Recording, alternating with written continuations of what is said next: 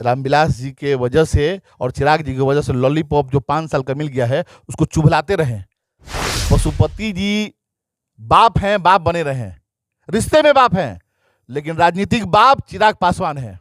ये याद रखेंगे पशुपति जी। एनडीए को भी घाटा होगा, क्योंकि तेजस्वी की टीआरपी जितना बढ़ रही है उससे अगर उसको कोई रोक सकता है तो उसका नाम है चिराग पासवान। चिराग जी ने दिखा दिया कि बिहार में 6% वोट के हम मालिक हैं। अगर पूरे सीट पे लड़े होते तो 14-15% वोट लाते और यहाँ पर अस्तित्व एनडीए का समाप्त हो जाता और ये आरजेडी की सरकार बन गई रहती। लेकिन सही में अगर भाजपा को लगना चाहिए कि मेरा अनुमान था कि किसको नीचा गिराना है, किसको ऊंचा गिराना था, ये इनके इशारे पर हुआ था। मोदी के हनुमान है, मगर यही जो राम भक्त हनुमान है ये लंका में आग न लगाकर सीधे अयोध्या में आग लगा चुके। 2020 की विधानसभा चुनाव की बात कर रहे हैं। और अगर भाजपा अगर इनको हनुमान नहीं बनाती है और हनुमान के रूप में नहीं देखती है तो मैं कहता हूँ कि अयोध्या भी खत्म हो जाएगा। मैं बता दे रहा हूँ, एनडीए अगर चिराग जी को साथ नहीं रखती है तो बिहार में बहुत घाटा होगा और 2024 और 25 दोनों रुक जाएगा।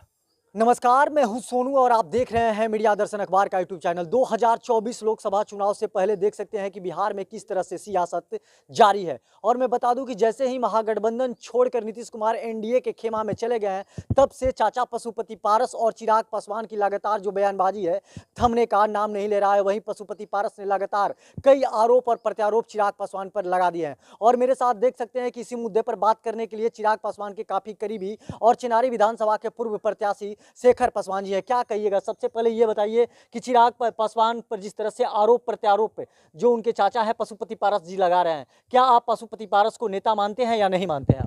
सबसे पहले मैं आपके इस मीडिया चैनल के माध्यम से बताना चाहता हूं कि चाचा शब्द अगर उनमें थोड़ा सा भी अगर अपने भाई के प्रति प्रेम होता तो चिराग जी जब अकेले हुए, उनके पिता की जब मौत हुई, आदरणीय नेता रामविलास पासवान जी की जब मौत हुई, उसके बाद एक पिता के तौर पे चिराग जी को देखना चाहिए था, मार्गदर्शन करना चाहिए था। और वह कैसे पिता हैं, पिता के भाई पिता ही तुल्य होता है। रामविलास पासवान जी का निधन होता है जब चिराग पासवान जी को सहारे की जरूरत थी, तो आदरणीय हमारे जो माननीय मंत्री हैं पशुपति पारस जी, अपने भतीजा को उन्होंने अलग कर दिया। आज अगर पशुपति पारस जी जो भी हैं वो रामविलास पासवान जी की वजह से हैं और नहीं पूरे देश की जनता रामविलास पासवान जी के बाद अगर किसी को नेता मानती है तो उसका नाम चिराग पासवान है। और ये जो पशुपति पारस जी हैं तो इसको एक तरह से कहिएगा कि मंथरा का काम किए कि चुनाव में रामविलास जी के वोट पर चुनाव जीते। वो अपने चुनाव नहीं जीते हैं, अनुकंपा पर आए हैं, वो अनुकंपा कैंडिडेट है वो, क्योंकि रामविलास जी के सिंबल पर और रामविलास जी के बताए हुए रास्ते पर उनके किए हुए कामों को भुनाकर उन्होंने चुनाव जीता है। अगर वह अकेले लड़के होते तो मुखिया का चुनाव नहीं जीतते, मैं आपको बता दे रहा हूं। और वह आदमी जब चिराग जी को सहारे की जरूरत थी उस समय इस चिराग को उन्होंने अपने तरफ से बुझाने का काम किया, लेकिन बिहार की जनता ने उस चिराग को इतना रोशन किया कि वह देश में रोशन हो गया। और चिराग कोई बुझने वाला चिराग नहीं है, चिराग के साथ पूरे बिहार की जनता है। साफ तौर पे वो कह रहे हैं कि चिराग का कोई अस्तित्व ही नहीं है, कह रहे हैं उनका सीधा सीधी तौर पे आरोप है और हाजीपुर सीट के लिए वो अड़ चुके हैं। और इस पर वो आरोप लगा दिए हैं कि चिराग देखिएगा अगर हाजीपुर सीट अगर उनको नहीं मिलती है तो एनडीए का हिस्सा नहीं रहेंगे। मैं आपको बता दूं कि उनके साथ जो 5 सांसद गए हैं, मैं दावा करता हूं कि वह मुखिया और वार्ड बीडीसी का चुनाव लड़ जाएंगे ना, तो बिना चिराग जी के सिंबल के वो जीत नहीं सकते हैं।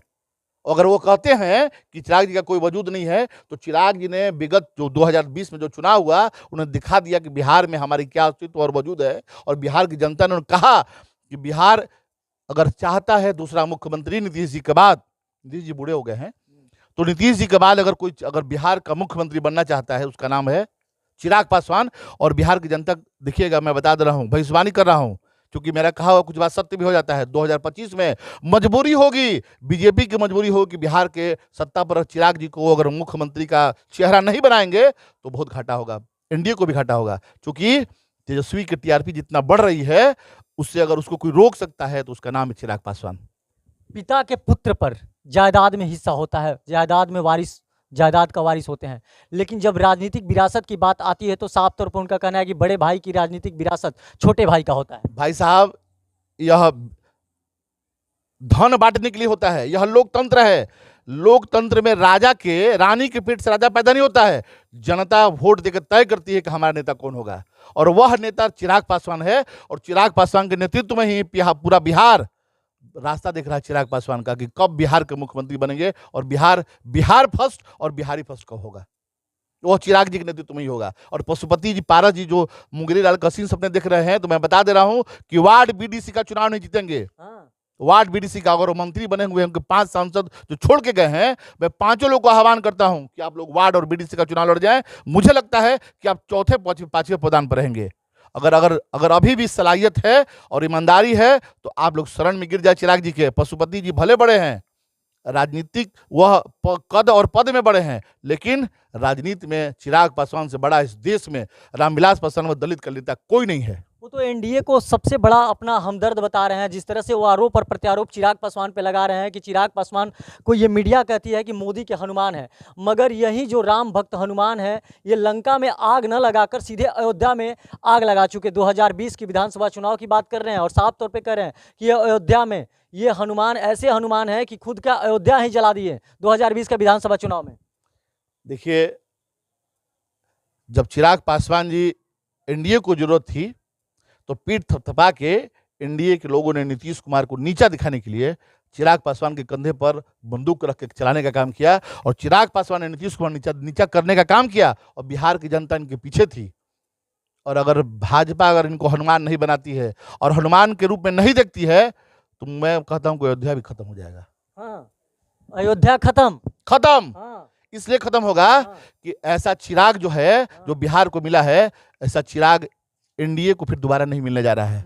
अगर भविष्य में अगर भाजपा, मैं बता दे रहा हूं, एनडीए अगर चिराग जी को साथ नहीं रखती है तो बिहार में बहुत घाटा होगा और 2024 और 25 दोनों रुक जाएगा। अगर बेड़ा पार करना है 2024 और 2025 का, तो चिराग का साथ जरूरी है, तभी केंद्र में परचम लहराएगा और बिहार में चिराग भी लहराएगा। यह जान लीजिए कि अगर इनको इग्नोर कोई करता है तो उसका दुर्भाग्य होगा। लेकिन वहीं चाचा इनके कहते हैं कि एनडीए का हिस्सा हम हैं, एनडीए का हिस्सा चिराग पासवान हो ही नहीं सकते हैं, इसलिए कि जिस तरह से उनका बयान केवल नीतीश कुमार के खिलाफ रहता है, वहीं तेजस्वी और तेजप्रताप यादव और लालू प्रसाद यादव के खिलाफ नहीं रहता। तेजस्वी को छोटे भाई कहते हैं, मतलब कि साफ तौर पर राजद के खिलाफ वो कभी हमलावर नहीं हुए हैं चिराग पासवान। देखिए, रामविलास जी के वजह से और चिराग जी की वजह से लॉलीपॉप जो 5 साल का मिल गया है उसको चुभलाते रहे। अंतिम समय आ गया है, उसका डंठल बच गया है, और वो डंठल जो है ना उसमें मिठास है, वो डंठल ना दांत अंदर खुदने काम करेगा। तो 5 साल का जो उनको लॉलीपॉप जो मिला था, जो आदरणीय स्वर्गीय रामविलास पासवान जी की वजह से मिला और चिराग पासवान जी के चलते मिला था, वह खत्म हो चुका है। ज़्यादा फनफनाए नहीं। मैं अभी भी कह रहा हूँ कि चिराग जी को छोड़ के, एनडीए को छोड़ के अगर ये लड़ जाएं तो मुझे लगता है कि जमानत जब्त हो जाएगा। चिराग जी तो दिखा दिया कि बिहार में 6% वोट के हम मालिक हैं। अगर पूरे सीट पे लड़े होते तो 14-15% वोट लाते और यहाँ पर अस्तित्व एनडीए का समाप्त हो जाता और ये आरजेडी की सरकार बन गई रहती। लेकिन सही में अगर भाजपा को लगना चाहिए कि मेरा हनुमान था कि किसको नीचा गिराना है, किसको ऊंचा गिराना था, ये इनके इशारे पर हुआ था। हम नहीं, मैं तो भाई पार्टी का एक सिपाही हूँ, लेकिन बिहार की जनता यह बात करती है कि चिराग की वजह से नीतीश कुमार नीचे गए। चाचा पशुपति पारस जी का एक और आरोप है कि चिराग पासवान के मोबाइल में तेजस्वी यादव का नंबर है, कब घुमा दें। और तेजस्वी यादव के हो सकता है कि 2024 लोकसभा चुनाव में वो लड़ सकते हैं, नहीं तो उनको फिर 40 सीट पर लोकसभा चुनाव लड़ना पड़ेगा, जिस तरह से 2020 विधानसभा चुनाव में लड़े थे चिराग पासवान जी। देखिए, कहने के लिए कोई कुछ भी कह सकता है। चिराग जी ने एक बात कहा था कि मैं हनुमान हूँ एनडीए का, मोदी जी का हनुमान हूँ, और आज के समय में हनुमान से बड़ा भक्त पूरे विश्व में, इस पृथ्वी पर और आप ऊपर देख लें देवलोक में कोई नहीं है, क्योंकि हनुमान जी को गद्दी और सत्ता का लोभ लालच नहीं है। पशुपति जी को होगा क्योंकि फिर जीत के मंत्री बनना है, बुढ़ा गए हैं और उनको कुर्सी के लिए कुछ भी बोल सकते हैं, लेकिन जो वफादार होता है वो सही बोलता है, वह गलत नहीं बोलता है, और उन पर एक लेबल लगा हुआ है बजरंग बली हनुमान का। तो हनुमान जो है कभी गलत नहीं हो सकते हैं, और हनुमान दूसरे के लिए बने हैं, दूसरे के लिए। इनको समझ में नहीं आ रहा है कि अगर अकेले चिराग जी पूरे सीट पर लड़ गए होते तो जो बोल रहे हैं ना, बोलती बंद हो जाती सबकी।